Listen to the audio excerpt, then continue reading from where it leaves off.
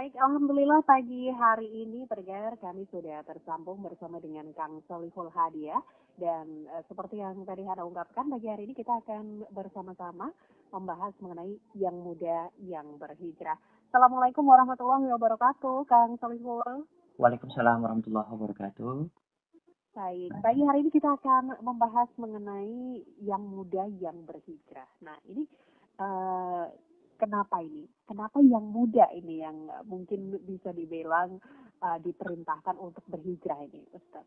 Mhm. Ya, ya sebetulnya bukan masalah dipindahkan untuk berhijrah atau hanya untuk yang muda saja, tidak seperti itu. Tapi Mhm. biasanya yang melaksanakan hijrah atau yang melakukan hijrah, entah itu hijrah dari segi aktivitas maupun cara berpakaian, itu biasanya lagi viral itu ada di kaula muda. Gitu.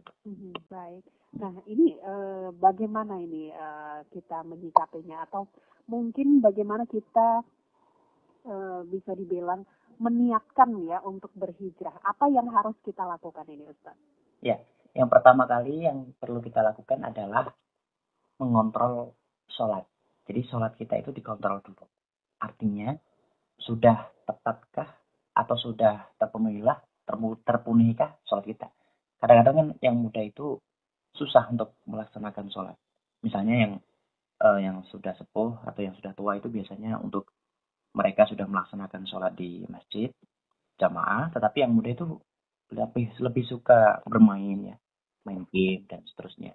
Apalagi game itu sekarang sudah tidak hanya untuk anak-anak ya, tapi remaja yang pemuda itu sudah memainkan semuanya.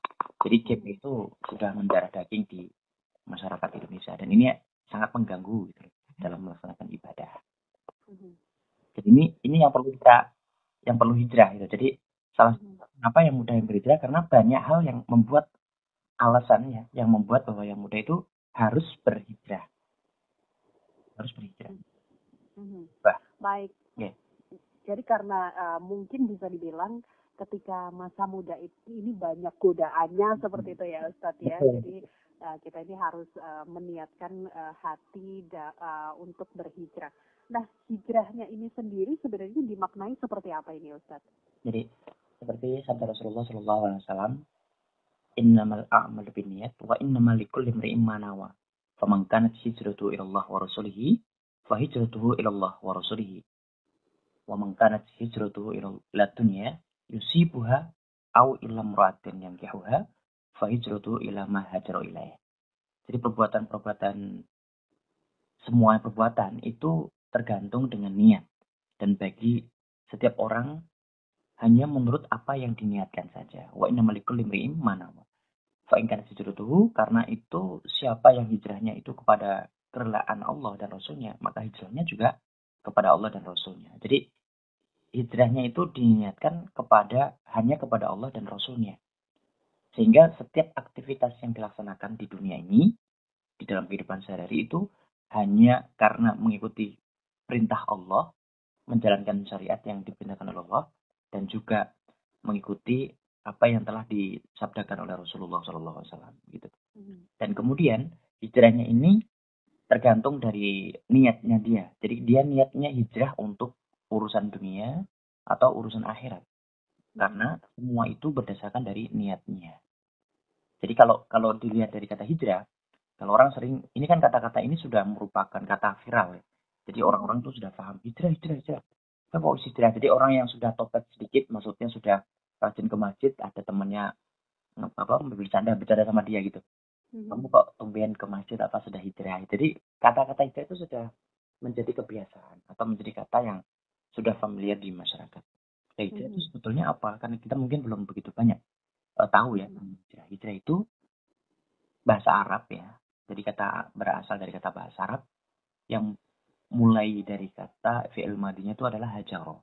Fi'il madi itu kata kerja yang menunjukkan masa lampau dan itu menjadi satu kesatuan ketika kita ingin mengulas satu kata. Misalkan hajaro, yahjaru, hijrotan misalkan. Jadi fi'il madi, fi'il mudhari dan isim masdar. Yang kalau kita lihat arti asalnya adalah berpindah. Jadi berpindah itu bisa dari tempat, bisa dari keadaan, ataupun berupa sifat. Jadi berpindah dari sifat ini ke sifat itu, berpindah dari keadaan ini ke keadaan lain, berpindah dari satu tempat ke tempat yang lain. Atau bahkan hijrah itu bisa diartikan sebagai memutuskan. Nah, jadi memutuskan itu ya memutuskan hubungan antara dirinya dengan pihak lain atau adanya sengketa, kemudian adanya sengketa itu yang membuat seorang karyawan itu meninggalkan pekerjaannya gitu atau yang lainnya. Tapi dalam pengertian syariat, hijrah itu adalah perpindahan berawal dari peristiwa perpindahan Rasulullah SAW bersama sahabat-sahabatnya dari Mekah menuju Madinah. Ya kira-kira kalau kalau menurut sejarahnya, jadi sirah Nabawiyah atau sejarah kebudayaan Islam, bahwa Rasulullah hijrah dari Mekah ke Madinah itu tahun ke-13 dari masa kenabian. Jadi ada penyebutan itu ada dua. Yang pertama tahun kenabian, yang kedua tahun hijriah. Waktu itu belum ada tahun hijriah kan, jadi ditulis oleh ahli sejarawan ya bahwa beliau hijrah itu pada tahun 13 setelah diutus sebagai nabi atau 13 kenabian. Jadi umur 53. Nah, terus kemudian perpindahannya itu dalam rangka apa? Meninggalkan kampung. Ya, ini berarti kan masuk dalam kategori pengertian meninggalkan tempat. Jadi kan hijrah kan ada perpindahan dari satu tempat, yang dua adalah keadaan, dan yang ketiga adalah perpindahan dari sifat. Nah, ini yang dilakukan oleh Rasulullah adalah hijrah dari tempat ya, dari satu tempat ke tempat lain, yaitu dari Mekah ke Madinah. Pada saat itu tahun 13 kenabian. Nah, perpindahan ini ya dalam rangka meninggalkan kampung yang banyak maksiat atau kampung yang jauh dari syariat, yaitu kampung kemusyrikan menuju kampung keimanan. Tapi sebetulnya di Madinah itu kan ya juga belum Islam semua. Pada saat itu memang ada para sahabat yang dari Madinah menawarkan diri kepada Rasulullah setelah melihat kisah yang disampaikan oleh para sahabat di Mekah bahwa Rasulullah itu di Mekah tidak baik-baik saja. Jadi di Mekah itu banyak kemadorotan. Rasulullah di Mekah juga banyak cacian, banyak penghinaan berkaitan dengan ketika beliau menyebarkan agama Islam. Lalu orang-orang Islam atau orang mu'alaf kalau bahasa sekarang yang di Madinah itu menawarkan diri, bagaimana Rasulullah ketika engkau pindah ke Madinah, nanti kami akan berikan fasilitas. Di sana akan ada lokasi yang memang teruntuk jenengan, untuk Rasulullah. Dan nanti Rasulullah bebas untuk melaksanakan kegiatan agama dan insya Allah dijamin. Itu. Nah dari situlah kemudian ada perencanaan-perencanaan yang akan dibuat oleh para sahabat Nabi yang terdekat seperti Abu Bakar As-Siddiq untuk bagaimana Rasulullah bisa hijrah, kapan, timingnya kapan, malam atau siang atau sore, kemudian bakal apa yang akan dibawa. Itu sudah direncanakan semuanya. Dan kalau sejarahnya ketika proses menuju hijrah atau perjalanan hijrahnya kan sudah masyhur di kalangan para masyarakat ya, para muslimin tentang ketika Rasulullah itu dikejar sampai beliau harus masuk ke gua Sur ya, jadi gua Sur itu sehingga beliau juga ini gimana kalau masuk gua Sur kok guanya kecil nggak bisa masuk ini, apalagi ada sarang laba-laba di depan itu, jadi itu ada kisahnya dan semuanya insya Allah sudah tahu. Nah perjalanan itu sampai menuju ke Madinah lalu disambut sangat bahagia sekali ya oleh masyarakat Madinah, lalu dinyanyikan Tola al-Badru alaina min saniyatil wada dan seterusnya sampai Rasulullah pun terharu ya. Lalu kemudian ada kegiatan atau aktivitas-aktivitas lain termasuk salah satunya adalah membentuk Piagam Madinah. Itu. Jadi saya tadi belum nyapa para pendengar ini saking semangatnya. Jadi ya semoga para pendengar radio RRI Persatu Semarang tetap sehat-sehat saja gitu ya. Dan ini jadi kembali ke topik ya, topik persoalan hijrah. Jadi makna hijrah perpindahan dari tempat, keadaan ataupun sifat. Itu yang pertama. Lalu bagaimana kalau hijrah menurut Al-Qur'an yang sudah disebutkan di dalam Al-Qur'an. Jadi di dalam Al-Qur'an itu sudah ada beberapa ayat yang menyebutkannya, yaitu seperti di dalam Quran surat Al-Mudatsir, kemudian di dalam Quran surat An-Nisa itu juga sudah disebutkan. Lalu ada yang secara jelas di dalam Quran surat Al-Baqarah ayat 218. A'udzubillahi minasyaitonir rajim. Bismillahirrahmanirrahim. Innal ladzina amanu walladzina hajaru wajahadu fi sabilillah ulaika yarjuna rahmatullah wallahu ghafurur rahim. Ini adalah hijrah atau makna hijrah yang disebutkan di dalam Quran surat Al-Baqarah ayat 218. Yaitu sesungguhnya orang-orang yang beriman, orang-orang yang berhijrah. Nah, ini kan ada kata berhijrah dan berjihad di jalan Allah. Jadi hajaru itu maknanya hijrah, wajahadu dan berjihad di jalan Allah. Mereka itu mengharapkan rahmat Allah. Jadi fi sabilillah ulaika yarjuna rahmatullah. Jadi ulaika mereka itu mengharapkan yarjuna rahmatullah, rahmatnya Allah. Dan Allah Maha Pengampun lagi Maha Penyayang. Ini yang paling jelas kalau menurut saya di dalam menjelaskan tentang hijrah. Hijrah itu harus ada persambungan, yaitu ada korelasi antara hijrah dengan jihad. Jadi sebetulnya hijrah itu harus bersama dengan jihad. Jihad jangan berarti kita memaknai perang atau menggunakan kata takbir, Allahu Akbar, kemudian marah-marah, kemudian menyerang pemerintah, bukan begitu. Yang dimaksud jihad itu bersungguh-sungguh dalam melaksanakan kegiatan agama. Seperti ibadah yang di awal tadi saya katakan, sholat. Sholat itu kan ibadah yang paling utama akan dinilai oleh Allah.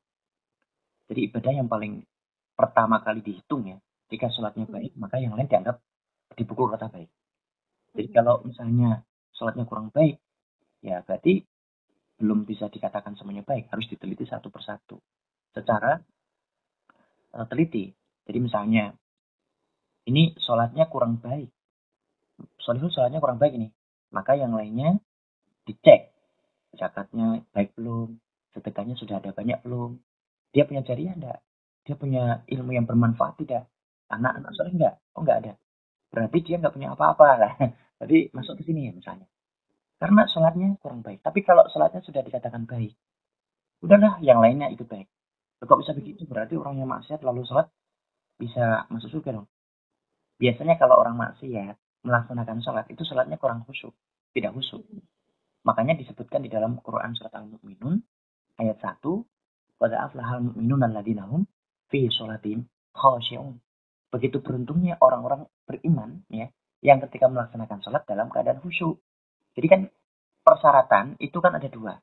Yang pertama persyaratan umum, yang kedua persyaratan khusus. Kalau sholatnya sudah melaksanakan persyaratan umum seperti sudah wudhu, kemudian sudah, ya memang dia muslim, dia melaksanakan kegiatannya sesuai dengan syarat rukunnya.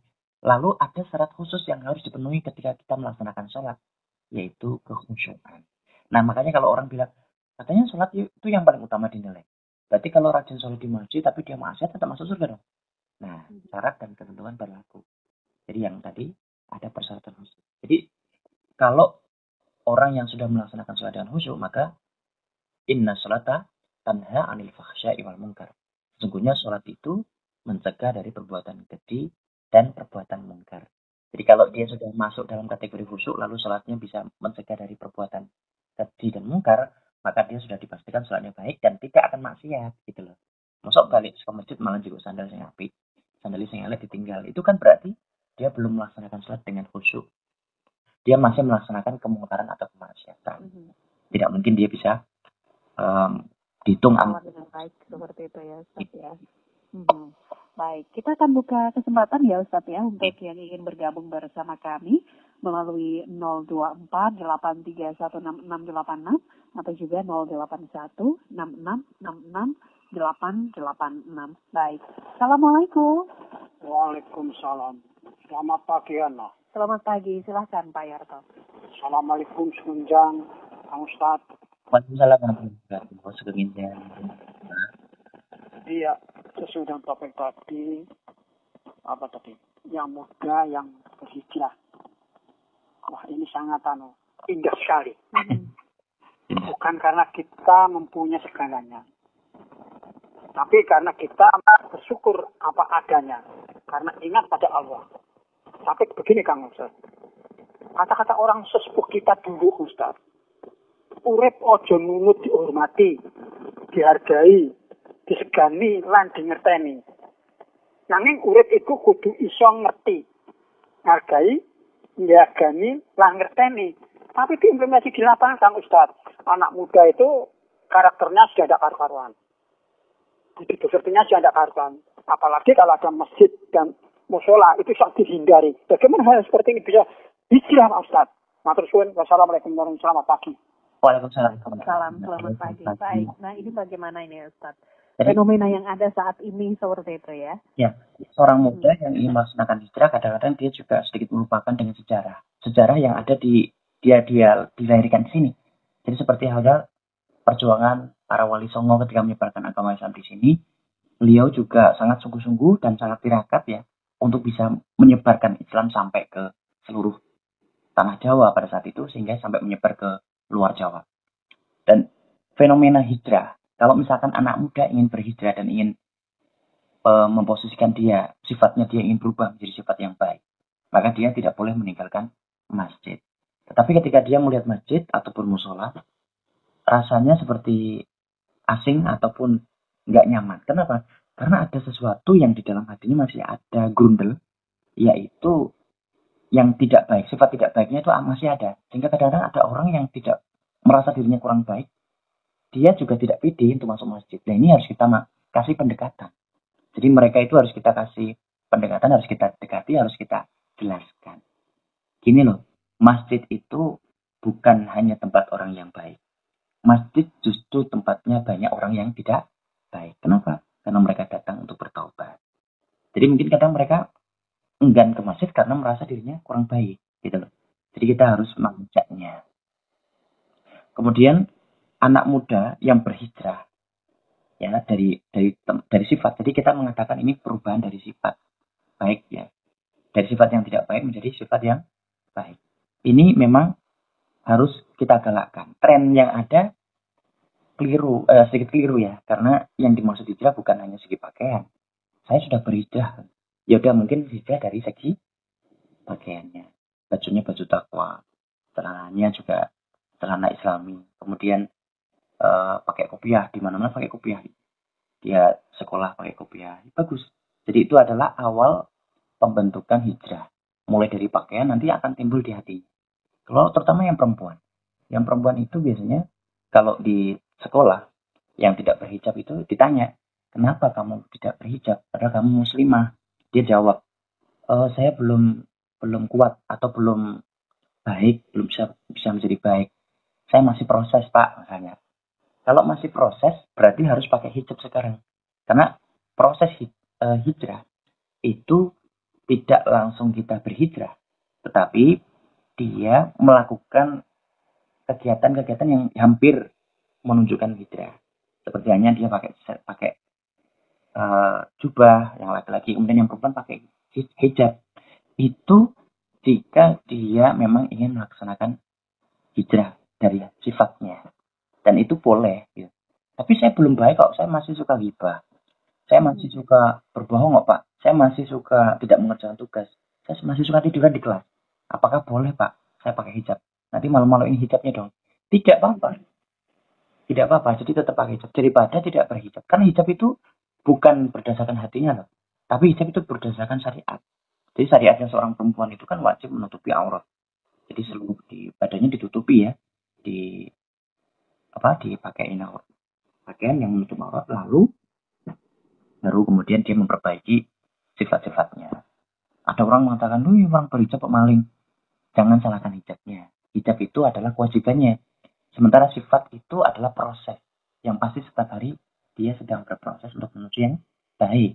Kalau dia sekarang masih belum baik, yaitu berarti dia belum mencapai sifat yang baik yang memang dituju oleh dirinya, diniatkan oleh dirinya untuk dipenuhi kan gitu, tapi belum.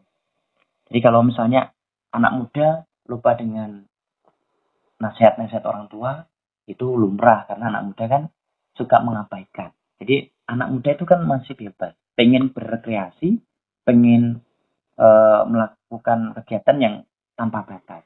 Kadang-kadang tidak suka dibatasi. Jadi sebagai orang tua bilang, ayo kamu harus begini. Anak muda digituin nggak betah, dia pasti pergi. Ngapain saya dinasihati kayak gitu? Saya kan pengen eksis gitu. Apalagi sekarang lagi viral itu di jalan-jalan tuh ada kayak selebgram, kan mereka bebas. Mereka sholat nggak? Oh mereka bukan muslim, silahkan.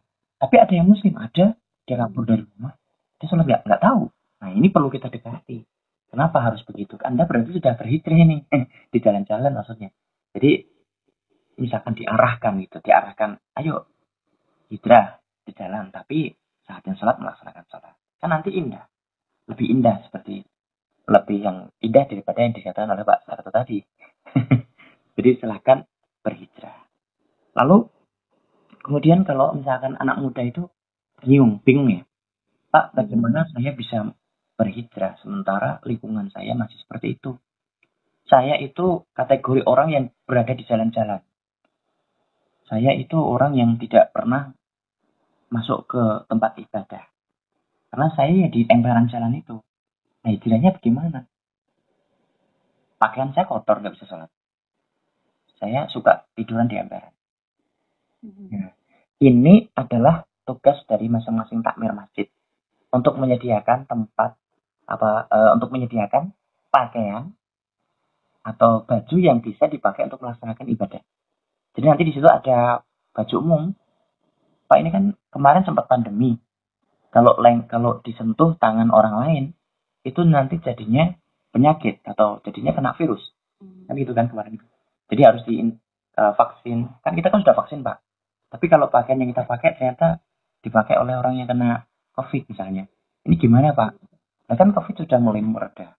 Jadi kita sudah masuk ke tataran bukan lagi pandemi tapi endemik ya. Jadi kita sudah mulai terbiasa dengan new normal atau kebiasaan kita sudah lebih baik lah. Jadi kita sudah punya vaksin semua sampai 3 dan seterusnya. Kita nggak usah mikir sendiri. Tapi selagi masjid itu bersih, pakaian disediakan, boleh dong kita pinjamkan lah, bukan disilakan, pinjamkan. Untuk, ayo kamu sarung, celanamu lepas karena kotor, ini pakai sarung untuk melaksanakan sholat. Dan itu takmir masjid harus bisa menyediakan itu. Kan kadang-kadang masjid malah digembok itu ya, dikunci gitu. Loh, kenapa dikunci? Karena banyak maling katanya. Loh, kenapa nggak punya CCTV gitu?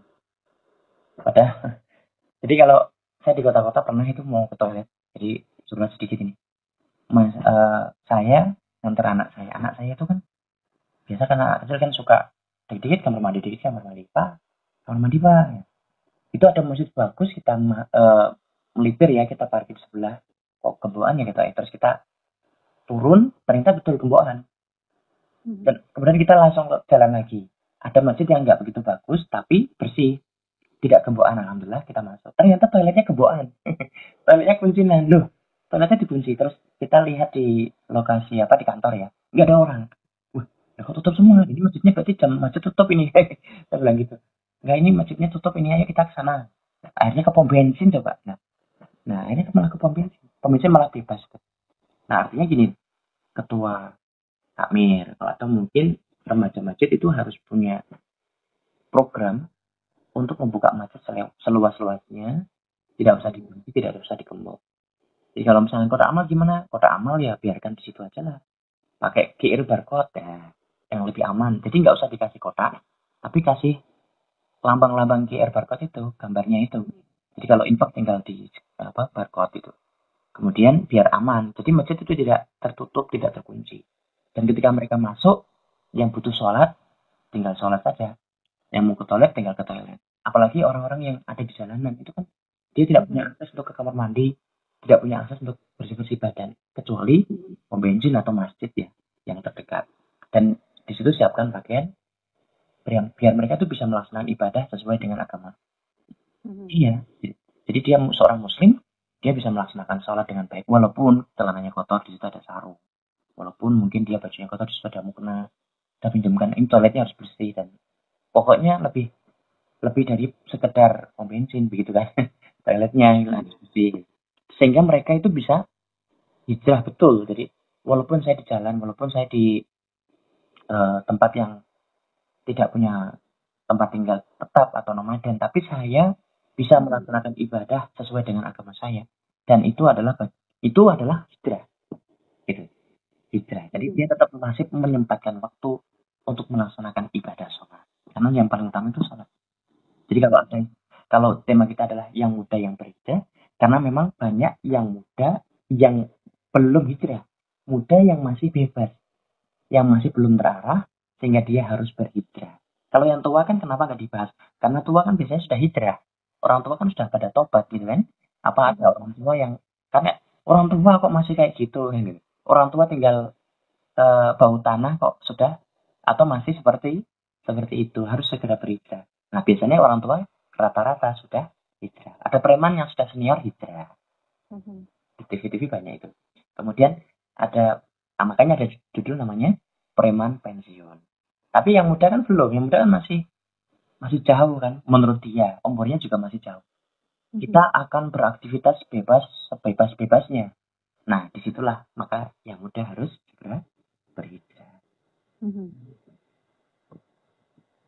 Baik, kita akan bacakan terlebih dahulu yang sudah bergabung bersama kami di pagi hari ini. Assalamualaikum warahmatullahi wabarakatuh.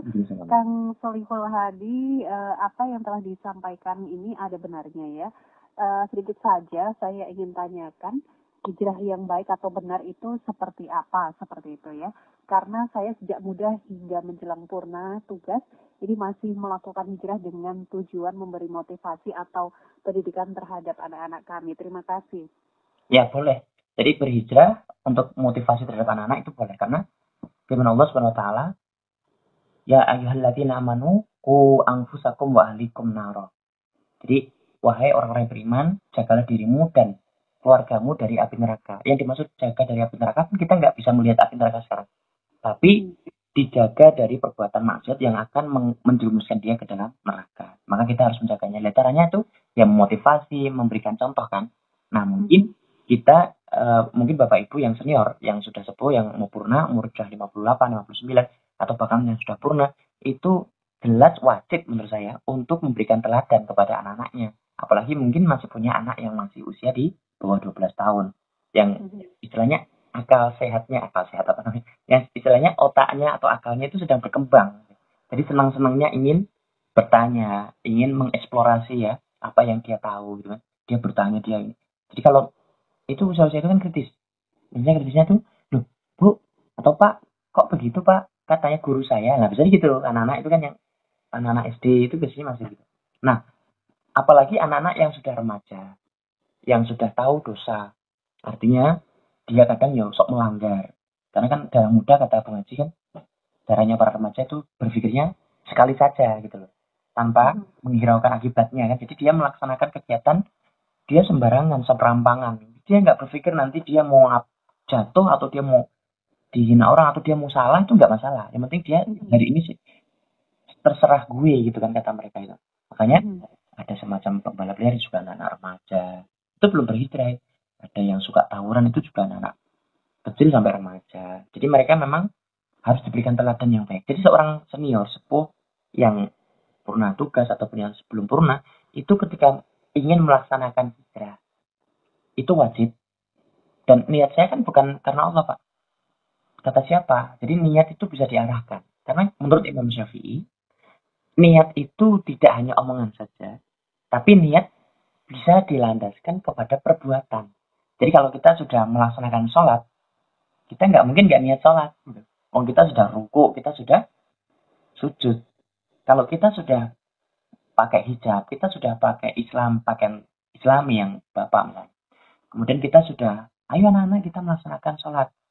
Walaupun kita tidak mengatakan, saya itu sedang hijrah, misalnya gitu. Tapi dengan perbuatan-perbuatan itu, dia sudah mengarah kepada perbuatan hijrah.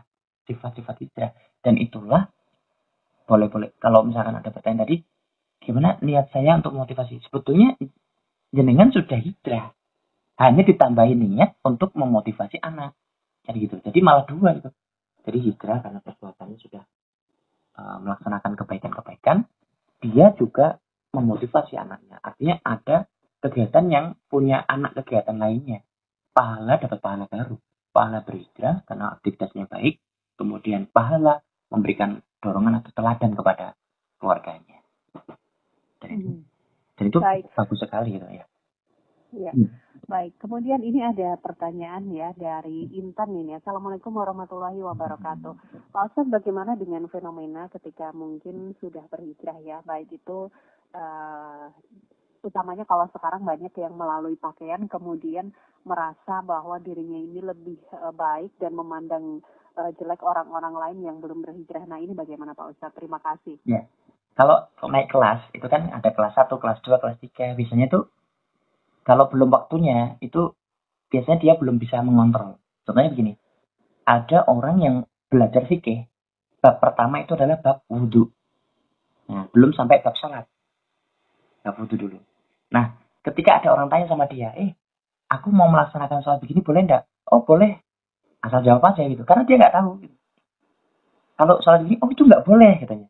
Loh kok nggak boleh? Bukannya ini kalau saya sholat duduk boleh nggak? Nggak boleh, sholat itu harus berdiri. Dia jawabnya begitu. Sampai sini paham ya? Jadi ada si A, si B. Si A itu tanya sama si B. Si B itu orang yang sedang belajar fikih. Dia sudah sampai ke bab wudhu, tapi belum sampai bab sholat. Nah si A ini tanya sama si B. Si B, aku mau tanya, sholat itu dengan duduk boleh enggak? Kata si B tadi bilang, enggak boleh. Sholat itu harus berdiri. Karena aqimus sholah wa atu zakah. Dirikanlah sholat. Berarti sholat itu berdiri. Nah terus si A bingung, loh kok harus berdiri? Bukannya aku pernah dengar sholat itu boleh dengan berbaring. Alladzina yadhkurunallaha qiyaman wa qu'udan wa sujudan. Ya, wa ala junubihim dan seterusnya. Jadi sholat itu kan boleh dengan berdiri, boleh dengan duduk. Ya, jadi tidak hanya berdiri saja gitu, tergantung dari kemampuan yang sholat. Mungkin sholat kakinya sudah tidak normal atau sudah tidak kuat berdiri atau dia sedang sakit. Kenapa kok si B tadi mengatakan tidak boleh? Karena si B itu belum belajar bab sholat. Dia masih belajar bab wudhu. Sehingga kalau dia ditanya bab sholat, dia nggak paham. Hanya yang ujung-ujungnya jawabannya adalah yang menyalahkan, ya, tidak membenarkan atau menolak begitu. Kalau beda hal ketika si A tadi bertanya tentang wudhu. Wudhu itu rukunnya ada berapa saja? Ada berapa? Gitu. Apa saja? Terus kemudian yang pertama itu harus basuh apa? Dia pasti akan jawab. Oh muka dulu, wajah itu yang menjadi rukunnya wudhu. Nah kalau kumur itu gimana? Kumur itu sunnah. Dia bisa jawab. Kenapa? Karena dia memang sedang belajar bab wudhu. Tapi kalau ditanya tentang sholat, dia nggak paham. Sama halnya ketika dia sedang berhijrah. Dia ada tahapan-tahapannya. Mungkin dia tahapannya sedang di dalam tahapan pakaian. Dia belum sampai ke masalah akhlak ataupun sifatnya. Dia masih hijrah. Tahapan awal adalah pakaian harus berubah. Yang awalnya pendek menjadi panjang. Yang tak berhijab menjadi hijab. Yang tak berkopiah menjadi kopiah misalnya. Yang bajunya kaos-kaos oblong, sekarang menjadi bajunya takwa. Jadi orangnya belum, tapi bajunya sudah bertakwa. Terus sarungnya, gitu. Atau celananya dinaikkan dikit misalnya. Atau sampai ke lutut ya. Wah, ketinggian kalau itu. Ke bawah lagi lah gitu. Itu adalah tahapan-tahapan awal untuk melakukan hijrah. Jadi ketika, kamu belum berhijrah ya? Wah, kamu dasar itu ibadahmu pasti ditolak sama Allah. Karena dia belum sampai pendidikannya. Dia baru tahapan ke pakaian. Jadi kalau misalkan ada anak muda yang suka bukan ngafirke ya apa istilahnya ya. Mencemooh temennya yang belum berpakaian seperti dia. Kamu tuh ibadah kayak gitu pakaiannya. Pasti kamu ibadahnya nggak diterima oleh Allah. Ini karena dia belum sampai ke tahapan selanjutnya. Jadi kalau ada orang begitu dicuekin saja. Dikasih kalau kita pas lihat, kita pas dengar, kita langsung harus ke sana. Mas atau Mbak, nggak boleh gitu. Wala tamizu anfusakum wala tanabazu bil alqab. Fi salismul fusuq qabla al iman. Wa man lam yatub fa ulaika hum dzalimun. Jadi jenengan sudah melanggar ayat itu. Gitu aja. Kenapa? Karena mencemooh orang lain, beri penghinaan terhadap orang lain. Karena fi salismul fusuq, karena ini adalah sejelek-jeleknya kefasikan. Jadi tidak boleh gitu. Karena nama-nama yang istilahnya Anda tidak boleh mengvonis terhadap orang lain. Maka ada syairan yang dibuat oleh Gus Nizam Asofa, akeh wong apal Quran hadise seneng ngafirke marang liyane. Ngafiri dhewe gak dikakeke gitu. Jadi intinya jangan sampai kita memandang buruk orang lain sementara kita tidak pernah tahu keburukan kita yang sudah nyata. Jadi gajah di depan mata tak tampak. Salah ya? Apa? Istilahnya itu. Jadi tidak nampak. Tapi semut di seberang pulau sangat terlihat jelas ya gitu. Jadi jangan sampai kita melihat keburukan yang sekecil apapun milik orang lain tapi jelas sekali, sementara keburukan kita yang jelas nyata nggak nampak sama sekali. Ini Jadi hijrahnya tuh gagal itu. Jadi kemungkinan nanti hijrahnya gagal. Kenapa? Nanti dia jadi orang yang sombong, muhtal, yang sangat-sangat sombong, nggak baik gitu. Jadi gagal hijrah. Okay. Baik, kita akan bacakan kembali nih ya yang sudah bergabung bersama dengan kami. Ada dari Pak Mulyadi ya. Assalamualaikum warahmatullahi wabarakatuh. Pak Ustaz tadi disebutkan hijrah itu ada 3 seperti itu ya. Tempat, kemudian kelakuan dan juga hati. Nah, ini mana dulu yang harus kita lakukan ini Pak Ustaz? Kalau Rasulullah mencontohkan tempat dulu. Jadi, tapi Rasulullah kan bukan berarti Rasulullah hijrah, bukan. Rasulullah itu al-ma'sum, manusia yang betul-betul suci, yang terhindar dari dosa. Istighfarnya beliau itu hanya kecintaan beliau kepada Allah, bukan karena dosa beliau yang banyak. Kalau kita kan istighfar karena banyak dosa, tapi beliau itu istighfar karena cinta. Kenapa kok beliau ditanya sama sahabat, kenapa Rasul engkau nggak punya dosa, kenapa selalu banyak istighfar, selalu bersujud kepada Allah di tengah malam, bahkan rakaatnya tak terhingga? Kata Rasul menjawab gini, karena kapan lagi aku bisa bercengkrama dengan Allah jika aku tidak melakukan seperti ini? Begitu. Jadi bukan karena Rasulullah itu banyak dosa, karena Rasulullah sudah al-maksum, terjaga dari dosa. Dan Rasulullah itu jelas sudah tidak usah dikatakan hijrah, tapi Rasulullah itu mencontohkan hijrah dari tempat satu ke tempat yang lain. Jadi kalau yang diteladani kita, yaitu Rasulullah itu hijrah dari Mekah ke Madinah, berarti kita ya minimal hijrah tempat dulu. Karena kita kan kadang di lingkungan yang notabene mungkin di sini tidak kondusif. Masyarakatnya kok banyak yang suka main tokel, ini lokasinya kok banyak karaokean, di situ di tetangga kok, maaf ini seandainya ya, minuman keras, pesta-pesta di depan rumah. Wah, saya nggak nyaman, anak saya gimana nanti kalau sudah mulai paham itu, dia nanti malah gabung, malah ikut minum sekalian, itu juga ada remaja. Wah, saya pindah tempat dulu. Jadi melihat kondisi begitu. Nanti setelah itu baru kemudian kondisi ya, keadaan kita.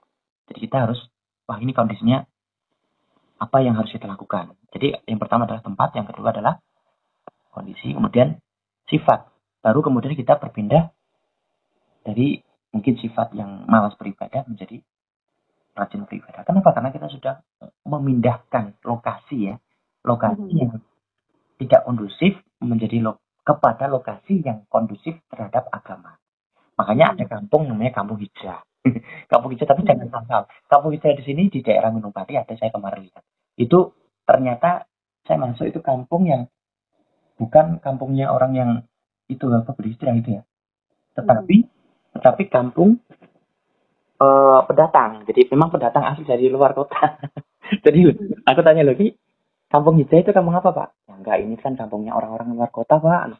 Yang di sini bukan orang pribumi gitu. Oh, tak pikir kampung hijrah yang nanti di sini ada masjid khusus, kemudian ada Jumat berkah, yang makanan gratis setiap hari. Bukan ya, Pak? Bukan. Oh ya udah. Berarti saya boleh ke sini, boleh. Ini kan tempat. Tetapi di situ kondusif. Ada masjidnya, ada lokasinya. Jadi lebih baik seperti itu. Kemudian baru dibenahi cara beribadah kita. Jadi sifatnya, kondisi, keadaannya dan seterusnya. Jadi tempat dulu, baru kemudian keadaan sifat mengikuti. Tapi kalau tidak bisa, misalkan tempatnya, Bapak ini saya sejak lahir di sini, Pak, gitu kan mungkin ada ya. Saya itu ini rumah peninggalan orang tua, saya nggak boleh ninggalin rumah ini. Dijual pun nggak boleh, apalagi ditinggalin. Gimana? Saya ditinggal nggak boleh, apalagi dijual. Kebaliklah. Jadi intinya saya nggak boleh ninggalkan rumah ini, gimana ini? Anak-anak saya yang mau nggak mau harus anaknya dihijrahkan, dipondokkan, diasramakan, di pesantren. Itu namanya hijrah. Jadi anak di pesantren sama dengan hijrah, mencari ilmu. Ya, nanti di sana bisa dibentuk karakternya, dibentuk cara ibadahnya oleh pihak pesantren. Tapi cari pesantren yang baik ya, yang sudah terdaftar. Jangan asal pesantren, nanti tidak malah kacau. Mungkin itu ya. Baik, yang terakhir ini mungkin bisa disampaikan ini ya Ustadz, bagaimana supaya kita semua ini bisa meniatkan hijrah dengan baik dan akhirnya bisa menjadi orang lebih baik ya, umat-umat yang diinginkan oleh Rasulullah SAW. Para pendengar radio RRI Pusat Semarang dimanapun Anda berada, hijrah yang baik adalah ketika kita bisa memindahkan kegiatan kita, perilaku kita yang kurang bermanfaat menjadi yang bermanfaat, maksiat menjadi kebaikan. Di situ entah itu pakaian, entah itu tempat, entah itu sifat kita, semuanya kita berubah untuk seolah ya kita hamba Allah yang banyak dosa. Kita harus akui, bukan kita seudon kepada Allah, tapi kita harus akui bahwa kita itu banyak dosa. Karena kita bukan nabi, ya, kita juga bukan malaikat yang suci, tapi kita itu banyak melakukan dosa. Sehingga kalau kita sadar diri bahwa kita melaksanakan dosa banyak sekali, segudang, maka kita ada niat untuk memperbaiki diri, berhijrah di jalan Allah. Entah itu dari segi pakaiannya, cara ibadahnya, maupun cara berakhlak kita kepada sesama manusia. Wa khuliqin nasa bi khuluqin hasan, dengan kebaikan-kebaikan ketika kita berkomunikasi dengan orang. Lalu, jangan sampai kita memandang orang lain lebih buruk daripada kita. Karena sesungguhnya itu pernah dicontohkan oleh makhluk Allah yang sangat pandai, yang sangat mulia, tetapi dalam hati dia masih ada anggapan bahwa dirinya itu lebih baik dan paling baik daripada yang lainnya. Sehingga Allah murka dan dia diturunkan dari surga menuju alam dunia, yaitu iblis. Maka kalau kita merasa kita sudah baik, kita berhijrah, entah pakaian, entah ibadahnya semakin rajin, sifat kita juga kayak katanya semakin baik. Tapi kalau kita masih menganggap orang lain itu buruk dan memandang rendah terhadap orang yang belum seperti kita atau belum hijrah seperti kita, maka jenengan itu belum melakukan hijrah dengan benar. Karena sifatnya masih ada sifat kesombongan dan merasa paling baik daripada yang lainnya. Ini kecil, tapi sangat bermasalah yang akan bisa mengakibatkan semuanya menjadi buruk. Maka dari itu, pandanglah orang lain walaupun dia masih seperti itu dengan pandangan penuh kasih sayang. Sehingga dengan begitu kita akan ada doa di situ. Bukan mencemooh, tapi kita akan mendoakan, ya Allah, semoga dia mendapatkan hidayahnya. Semoga Allah membuka pintu hatinya untuk hijrah di jalan Allah. Kita nanti akan ada doa. Bukan kita malah, wong kok kayak gitu, dasar, tidak diperbolehkan. Kenapa? Karena dengan omongan kita begitu, maka secara tidak langsung hati kita menganggap diri kita itu lebih baik daripada dia. Dan itulah yang nanti akan ada istilah kafir, bid'ah, buruk, dan seterusnya nanti akan disampaikan oleh kita yang katanya hijrah, disampaikan kepada orang yang tidak sama seperti kita. Biarkan kita seperti itu, kita dorong dengan kebaikan-kebaikan, kita doakan, jangan kita caci maki mereka. Karena sekali lagi mencaci itu tidak ada yang benar. Makanya kasus bullying itu jelas sangat tidak dibenarkan. Di dalam agama kita, negara sudah ada undang-undangnya, Islam sudah lebih awal kali memberikan undang-undang itu, cuma kita nggak pernah menyadarinya. Mungkin, tapi ada yang lupa. Mungkin itu. Jadi istilahnya yang baik, pandanglah yang lain yang buruk itu, yang lebih buruk dari kita dengan kasih sayang, bukan kita menganggap dia paling buruk, tapi kita pandang dengan sayang sehingga doa yang akan keluar bukan cemoohannya akan terlontar. Mungkin itu. Cukup sekian dari kami. Kurang lebihnya maaf ya, karena tadi saya juga belum salam. Awalhu akhiruhu. Assalamualaikum warahmatullahi wabarakatuh. Waalaikumsalam warahmatullahi wabarakatuh. Baik pendengar, demikian ya kajian kita pagi hari ini bersama dengan Kang Solihul Hadi, yang muda yang berhijrah. Insya Allah semoga bisa bermanfaat untuk kita semua, dan kami akan hadir kembali dalam kajian religi pagi esok hari. Terima kasih. Assalamualaikum warahmatullahi wabarakatuh.